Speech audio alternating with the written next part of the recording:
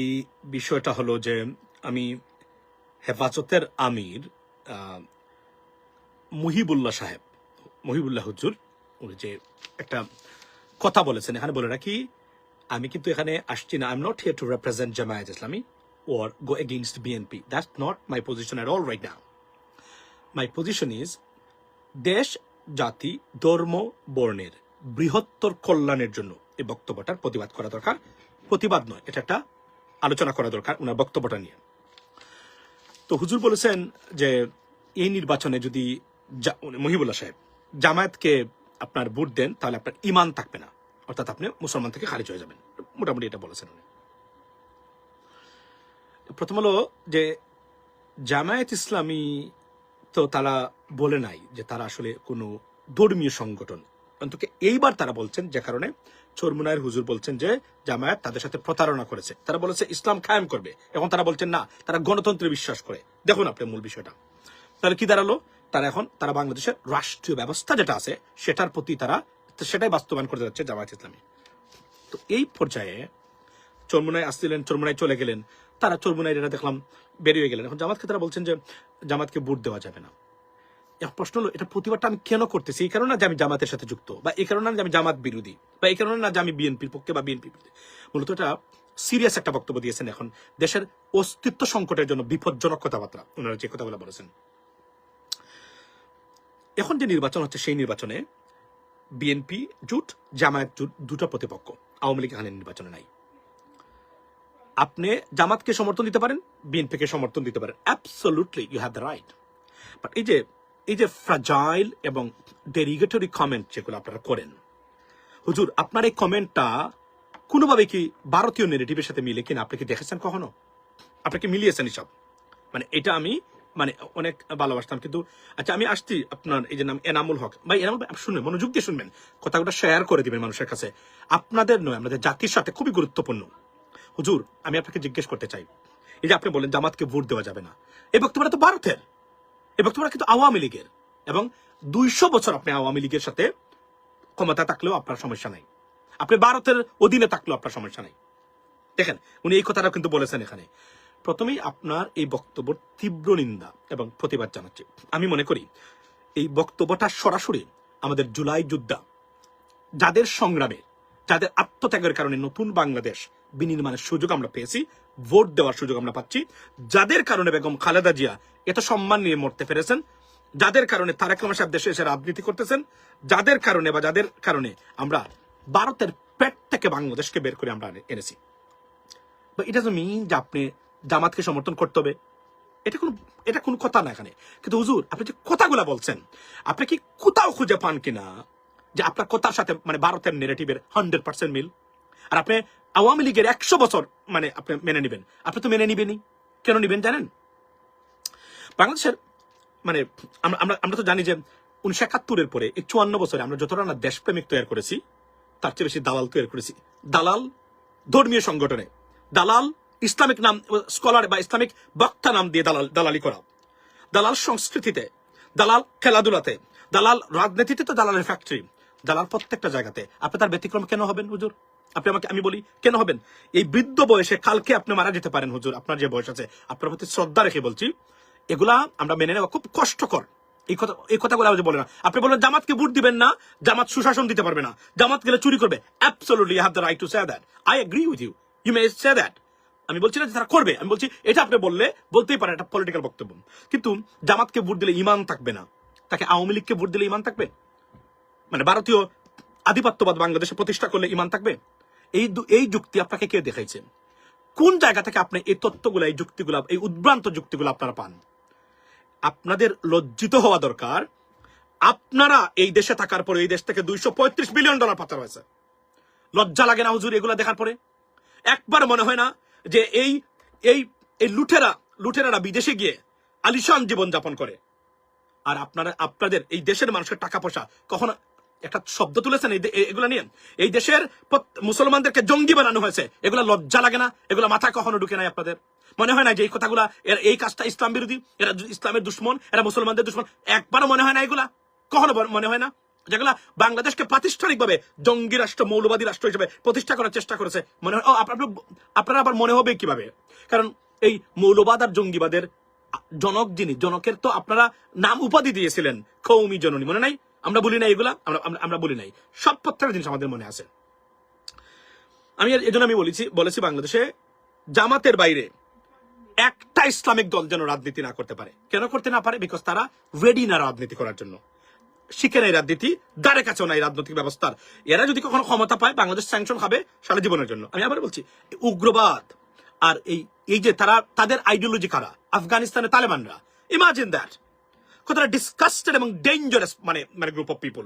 তারা আফগানিস্তানে যায়, আফগানিস্তান তাদের মানে তালেবানের নাকি সফল রাষ্ট্র মানে প্রতিষ্ঠা করেছে। কিন্তু ইমাজিন দিস, কওমির মাদ্রাসার বেশিরভাগ হুজুর দেশ নিয়ে তাদের কোনো চিন্তা নাই। নো, আমি এরা বিশ্বাস করেন, আমি আসছি আমার বক্তব্যে, দেশটার চিন্তা তো নাই। বুঝেন না কিভাবে উনি বলতে পারে আওয়ামী লীগের জন্য 200 বছর মানে আপনি স্বৈরাচার, ইসলাম কি স্বৈরাচার একজন অন্যায়কারীকে যুগের পর যুগ শাসন করার কোথায় কোরআনের এবং হাদিসের বলা হয়েছে? বরং বলা হয়েছে মানে আপনি ধর্মের জন্য, জাতির জন্য, বর্ণের জন্য আপনাকে প্রতিবাদ করতে হবে, প্রয়োজন যুদ্ধ করতে হবে যদি প্রয়োজন হয়। লুটেরা, খুনিরা, আপনার গুমকারীরা, লুটপাটকারীরা আরেকটা দেশকে যারা প্রচন্ডভাবে ঘৃণা করে মুসলমানদেরকে, তারা দেশটাকে দখল করে বসার মানে উপক্রম হয়েছিল। তাদেরকে আপনাদের পছন্দ লাগে, কিন্তু মানে যারা দেশকে সুশাসন দেওয়ার পরিকল্পনার কথা বলছে তারা গেলে এখন মানে আপনার সমস্যা। আপনি কল্পনা করতে পারতেন কোন জায়গাতে আপনারা বসবাস করেন? কেন আমাদের দেশে 54 বছর পরেও স্বাধীনতার আমরা এখনো একটা প্রতিষ্ঠান দাঁড় করাতে পারি নাই? কেন জানেন? কারণ দালালরা প্রত্যেকটা সেক্টরে এমন ভাবে মানে ওই মানে আপনার বসে আছে, মানে এই আপনার হাঁটু গেড়ে, যেখান থেকে বের হওয়ার খুব মানে সম্ভাবনাটা খুব মারাত্মক ভয়াবহ মানে অবস্থা ধারণ করেছে। কিভাবে আপনি বলতে পারলেন এই কথাটা? আপনি যে কথাটা বলছেন, আপনাকে তো এখন তো আপনাকে অন্য লেভেলের সমালোচনা করা দরকার ছিল। এখন একজন এসে বলছেন যে কওমির হুজুরদেরকে আপনারা মাফ করে দেন ভাই, কোনো কথাবার্তা বলবেন না, কেননা এটা ছোটমান থেকে বলাৎকারের শিকার হয়ে বড় হয়েছেন। আমি এটা বলছি না যে আপনি বলাৎকারের শিকার হয়েছেন হুজুর, I don't want to say that, it's completely রং জিনিস টু সে দ্যাট। আপনি মানসিকভাবে বিকারগ্রস্ত হয়েছেন বিকজ আপনি মানে যখন মাদ্রাসাতে পড়তেন তখন কোনো না কোনো ব্যাপারে আপনি বলাৎকারের শিকার হয়েছেন। I am not saying that I should not say that, it's crime two say that, I understand that. কিন্তু আপনি যে কথাগুলো বলছেন হুজুর, এগুলা কিন্তু দেশের জন্য বিপজ্জনক। এদেশের স্বাধীনতা, সার্বভৌমত্বের জন্য ইসলামিক বক্তা এবং মানে আলেম নামের কিছু জালেম আছে যাদের কারণে এদেশটা এখন পর্যন্ত বিপর্যিত। নাহলে আপনারা থাকতে হুজুর এদেশের মানুষ ভোট দিতে পারে না। আপনারা থাকতে হুজুর এ দেশটা জিম্মি ছিল বাংলাদেশের মানুষ। লজ্জা লাগে না আপনাদের এইগুলা বলতে? লজ্জা করে না? আর আমি জানি না চিটাগঙ্গে মানে জন্ম নেওয়া আলেমরা কেন মানে এই ধরনের ভ্রান্ত হয়, মানে চিটাগাং মানে এরিয়াতে জন্ম নেওয়া। I don't understand that. আমি এটার জন্য চিটাগাংবাসীকে আমি বলতেছি, you guys need to investigate that. বিশেষ করে চট্টগ্রাম এরিয়াতে জন্ম নেওয়া বেশিরভাগ আলেমরা ভ্রান্ত ধারণার আলম হয়। এটা আমি দেখেছি একদম আমার রিসার্চের উপর ভিত্তি করে। এটা আনএক্সেপ্টেবল হুজুর, এই কথাগুলা কখনোই বলবেন না, এগুলো দেশ বিরোধী, দেশের বিপক্ষে যায়। এখন জামায়াত যদি বলেন বলে আপনারা মানে তারা যদি বলে তারা আমরা মানে ইসলামিক দল, আমাদেরকে ভোট না দিলে, যদি ইসলামিক দলকে ভোট না দেন, উইচ ইজ মুসলমানদের হিসাবে তাদের একটা দায়িত্ব আছে, তাহলে কি তাহলে আপনারা মানে মুসলমান থেকে খারিজ হয়ে যাবেন। এখন আমি যদি হুজুর আপনাকে বলি যে আপনি যে বক্তব্য দিয়েছেন যেহেতু এটা দেশ জাতি এবং দেশের স্বাধীনতা সার্বভৌমত্বের জন্য হুমকি, এবং একটা গোষ্ঠী যারা বাংলাদেশকে কুক্ষিগত করতে চায় তাদের নেগেটিভের সাথে মিল আছে, আপনার বক্তব্য শোনাটা কেউ যদি শুনে এবং এটা পালন করে সে মুসলমান থেকে খারিজ হয়ে যাবে। আমি চ্যালেঞ্জ করে বলতে পারি আমার সাথে আপনি যত বড় আলেম হন না কেন, let's have a debate about it. I can prove and I can beat you. I can defeat you on live. I can do that. I'm giving you the challenge. If you have the guts, accept it. আপনি বলবেন আমি দাওরা পড়েছি, হাদিস পড়েছি, I understand that, I respect for that. But আপনারা যারা বুঝেন না হুজুর, এগুলো নিয়ে কথা বলতে আসবেন না। এখন আসুন আমরা কেন এটা বিপজ্জনক। আপনি কি জানেন যে স্পেনে আমরা 800 বছর স্বাধীন মানে শাসন করেছে মুসলমানরা? স্পেন, কর্ডোবা যাদের মানে রাজধানী ছিল, মনে আছে? সেই স্পেন এখন মুসলমানদের কোনো অস্তিত্ব নাই। একটা মসজিদ করতে গেলেও সময় লাগে, তারপরে তারা অনেক টলারেন্স মুসলিমদের প্রতি স্পেন হিসেবে, আই রেসপেক্ট দ্যাট। সেই স্পেন আপনি দেখেন, স্পেনের এই 800 বছরের শাসন থাকার পরে একটা দেশে অস্তিত্বহীন কিভাবে মুসলমানরা হলো হুজুর? আমি আপনাকে জিজ্ঞেস করতে চাই কেন জানেন? দুটো কারণ ছিল। আপনি যদি যান সেখানে গিয়ে মানে যে রিসার্চ পেপার আছে সেখানে আপনি দেবেন দ্য ফল অফ দি আপনার the Muslim rule in Spain. এটা যদি পড়েন আপনি মানে এখানে দেখবেন এগুলা লেখা আছে। এর মধ্যে সবচেয়ে বড় জিনিস ছিল দ্য ফ্র্যাগমেন্টেশন, যেটাকে একটা শব্দ তারা বলেছে ফ্র্যাগমেন্টেশন, বুঝেন তো? কর্ডোবাতে তাদের যে দল ছিল বিভিন্ন গোষ্ঠীর মিলে, তাদের ভিতরে অশান্তি, একে অপরের সাথে ঝগড়া করা।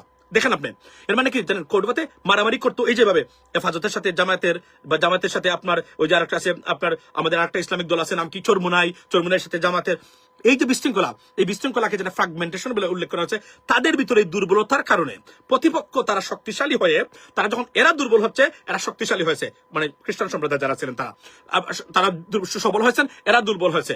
এবং এই যে তারা শাসন করতো, তারা মানে মুসলিম শাসকরা তাদের পরিবারের ভিতরে, নিজেদের ভিতরে এমন দ্বন্দ্ব লাগছিল যে তারা এখান থেকে বেরোতে পারে নাই, মানে কনসিকুয়েন্টলি তাদের পতন হয়েছে, এবং এত পতন হয়েছে যে জীবনে কখনোই তারা আর দাঁড়াতে পারে না। আপনি ধরেন আরেকটা জিনিস হলো ভারতের আমরা যে কি আপনার যে এই যে 600 বছর মুসলমানরা স্বাধীন মানে শাসন করেছে, আজকে কোথায় আমাদের অস্তিত্ব সেখানে? কেন জানেন হুজুর? আমাদের বেশিরভাগই সেখানে আব্বাসী হুজুরের মতো হুজুর ছিল, সেখানে চরমুনাইয়ের মতো হুজুর ছিল, সেখানে আপনার মতো মহিবুল্লাহ হুজুরের মতো হুজুররা বা এই ধারণার বশবর্তী মানুষ ছিল, যে কারণে পতনটা এমন ভাবে হয়েছে আর ফেরত পাওয়া যায় না কোনো কিছুই। কেননা আর না হলে 600 বছর 800 বছর শাসন করার পরে অস্তিত্বহীন কিভাবে হয়ে পড়েন, আপনি থাকতে না পারেন। ফর এক্সাম্পল, আমি আবার একদিন বলেছিলাম এই কথাটা, ধরেন আপনি একজন 100 কোটি টাকার মালিক, 100 কোটি টাকা মানে কোটিপতি, 100 কোটি টাকার মালিক, আপনার ব্যবসা বাণিজ্যের অবনতি হয়েছে কিছুটা, আপনি তো এটলিস্ট তো মাল্টি মিলিয়ন ডলার মানে মানে মিলিয়নার থাকবেন, অর্থাৎ কয়েক লক্ষ টাকার, এটলিস্ট 2-3 কোটি টাকার মালিক তো থাকবেন আপনি। এখন আপনি যদি এখানে ভিক্ষা করে খান, এই 100 কোটি টাকার মালিক হওয়ার পরেও বুঝতে হবে আপনার চরিত্রের সমস্যা ছিল 100%। আপনার গজব আপনার উপরে পড়েছে বলেই আপনি মানে 100 কোটি টাকা থেকে আপনি 1 টাকারও মালিক না, আর না হলে আপনি 100 কোটি টাকা থেকে 2 কোটি টাকার মালিক থাকতে পারেন, এটা ফল করতে পারে। I understand that. কিন্তু যখন আপনি রাস্তাতে ভিক্ষা করবেন, বুঝে নেবেন আপনার চরিত্রের সমস্যা ছিল এই কারণে। ঠিক এক্স্যাক্টলি মুসলিম এবং মুসলমানদের এই অবস্থা হয়েছে, যে কারণে আমাদের এখানে অবস্থা হয়েছে। উঠি বললেন আপনি, এরা দুইটা প্রতিপক্ষ, আপনি বলেন বিএনপি কে ভোট দেন, বিএনপি সুশাসন দিবে, absolutely you have the right. আপনি বলতে পারেন তারেক রহমান সাহেব আসছেন, উনি এটা করবেন, উনি যে মানে প্রজেক্ট দিয়েছেন সেই প্রজেক্ট বাস্তবায়ন করলে বাংলাদেশ পরিবর্তন হয়ে যাবে, absolutely you have the right that. কিন্তু জামাত এটা করা যাবে না, জামাত করলে তাহলে কি, মানে এটা তো একটা প্রতিপক্ষ, এটাকে আপনি প্রতিপক্ষ মানছেন না। কেন মানছেন না? এরা জামাত, আপনি মনে করেন আপনি ইসলামিক, এরা ইসলামিক না। ইসলামিকের এখানে তো ব্যাপার না, এখানে তো ব্যাপার হলো কে সুশাসন দিতে পারবে আর কে দিতে পারবে না। এই যে ভ্রান্ত ধারণাগুলো আপনারা প্রচার করেন, আমি আবার বলছি এগুলো আমাদের জন্য বিপজ্জনক। এজন্য আমি নতুন প্রজন্মকে বলবো, এই আলেম সমাজের যারা আছেন, please don't listen to them, শুনবেন না। আপনি আপনার সন্তানের জন্য দোহাই দিয়ে বলছি, এদের কথা কখনো কানে দিবেন না, এদেরকে কখনো স্পন্সর করবেন না, কারণ এরা আমাদের এই জাতির অস্তিত্বের জন্য এক্সিস্টেন্সিয়াল থ্রেট। আমি আজকে বলে দিলাম আপনাদেরকে, আমি আবার বলছি, I am not here because জামাতের বিরুদ্ধে বলছে, নো, অ্যাবসলিউটলি নট।